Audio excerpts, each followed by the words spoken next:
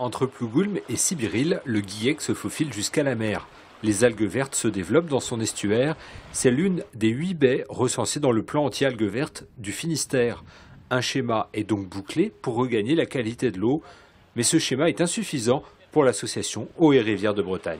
On doit trouver dans ces plans des engagements forts sur l'évolution de l'agriculture en biologique, sur l'évolution de la part d'herbe. On aurait dû ici trouver des propositions d'évolution des systèmes légumiers. Et ce n'est pas le cas. Eaux et Rivières de Bretagne se défend pourtant de faire de l'ingérence dans les affaires agricoles. Alors l'association Eaux et Rivières de Bretagne suit les plans de reconquête de la qualité de l'eau depuis de nombreuses années, ce qui fait qu'elle a une expertise sur la question agricole.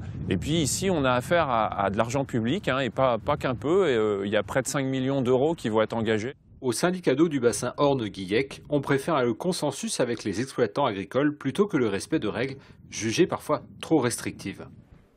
Ben, la difficulté pour le territoire, c'est qu'on part de très haut. Moi, je suis président du syndicat depuis 2001.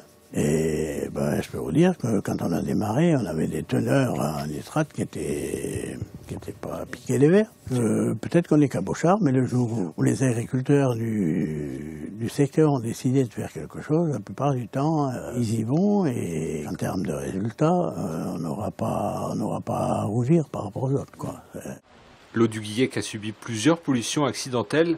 La dernière, en octobre 2010, avait obligé un agriculteur à verser plus de 80 000 € de dommages-intérêts, et notamment au titre du préjudice écologique.